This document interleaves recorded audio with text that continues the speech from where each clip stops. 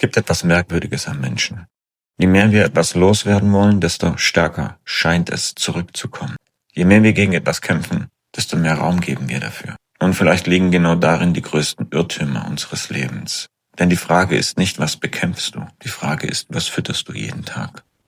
Das Merkwürdige an uns Menschen ist, dass wir dazu tendieren, immer mehr das zu bekämpfen, was uns stört, anstatt das zu nähren, was wir gutheißen. Wir richten unseren Blick auf das Falsche, auf das, was fehlt, auf das, was uns verletzt, auf Menschen, die nicht nach unseren Vorstellungen handeln, auf Situationen, die wir anders haben wollen. Und ohne es zu bemerken, beginnen wir unser Leben um das Problem herumzubauen, das wir eigentlich versucht haben zu vermeiden.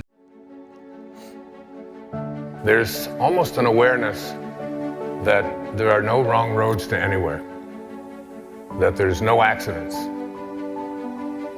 that as we go along there are course corrections that we can make, that every experience that we have in our life is there to teach us something.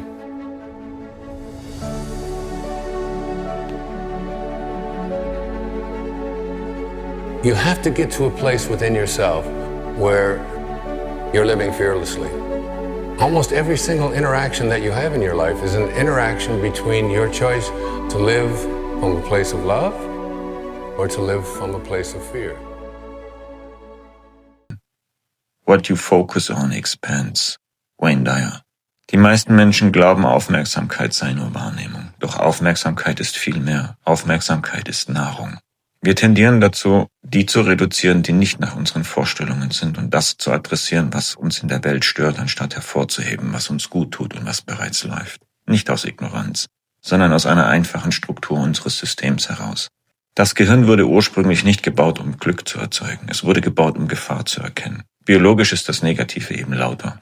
Psychologisch bleibt Bedrohung länger bestehen. Und systemisch entsteht daraus etwas Interessantes. Die Dinge, denen wir Aufmerksamkeit geben, beginnen unsere Wirklichkeit zu formen. Energy flows where attention goes. James Redfield. Wir schreien so oft und so laut nach Veränderung, dennoch sind wir immer noch Teil der Gegenhaltung des Problems. Wir verlangen von der Welt, dass sie sich nach unseren Vorstellungen verändert und beugt und vergessen dabei ein wichtiges Prinzip. Alles, womit du ständig im Widerstand gehst, bindet dich. Denn Widerstand bedeutet Verbindung. Du kämpfst nicht gegen etwas, du hältst an etwas fest. Und das Paradoxe daran, Menschen glauben häufig, sie entfernen sich damit von etwas. Dabei drehen sie sich permanent nur um dasselbe Ding herum. Die Dinge, denen ich Nahrung gebe, die Pflanzen, die ich wässere, diese werden wachsen. Das ist kein spiritueller Satz, das ist Natur. Das gilt für Gedanken, Beziehungen, Gewohnheiten, Ängste, Liebe, Hoffnung, aber auch Hass. As you sow, so shall you reap. Ich denke, dieses Zitat ist vielen bekannt. Alles, was du regelmäßig mit Energie versorgst, wird wachsen. Und ein Teil von dir. Und jedes Gift, das du in die Natur verteilst, in die Umwelt, um sie nach deinen Vorstellungen zu formen und das zu bekämpfen, was du als schädlich empfindest, das gibst du auch dir selbst. Sowohl in Hassreden, in abfälligen Worten oder in jeglicher andere Dinge.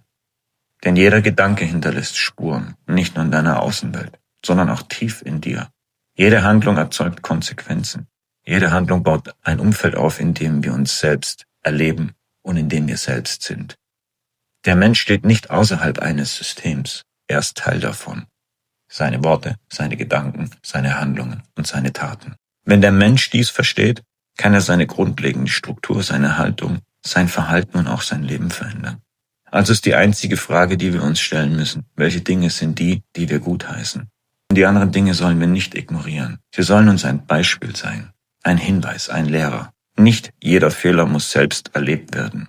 Der Intelligente lernt aus den Fehlern der anderen, der Mittelmäßige aus seinen eigenen, der Dumme weiß alles besser. Und hier mein Schlussgedanke.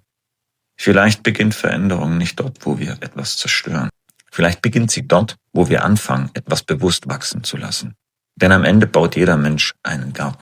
Die einzige Frage ist, worauf richtest du täglich dein Wasser? Willkommen bei MetaMonk. Unsere größte Angst ist nicht, unzulänglich zu sein. Unsere größte Angst besteht darin, grenzenlos mächtig zu sein. Unser Licht, nicht unsere Dunkelheit, ängstigt uns am meisten. Es dient der Welt nicht, wenn du dich klein machst. Dich klein zu machen, nur damit sich andere um dich nicht unsicher fühlen, hat nichts Erleuchtetes. Wir wurden geboren, um die Herrlichkeit Gottes, der in uns ist, zu manifestieren. Es ist nicht nur in einigen von uns, es ist in jedem Einzelnen. Und wenn wir unser Licht scheinen lassen, geben wir damit unbewusst anderen Erlaubnis, es auch zu tun. Wenn wir von unserer eigenen Angst befreit sind, befreit unsere Gegenwart automatisch die anderen.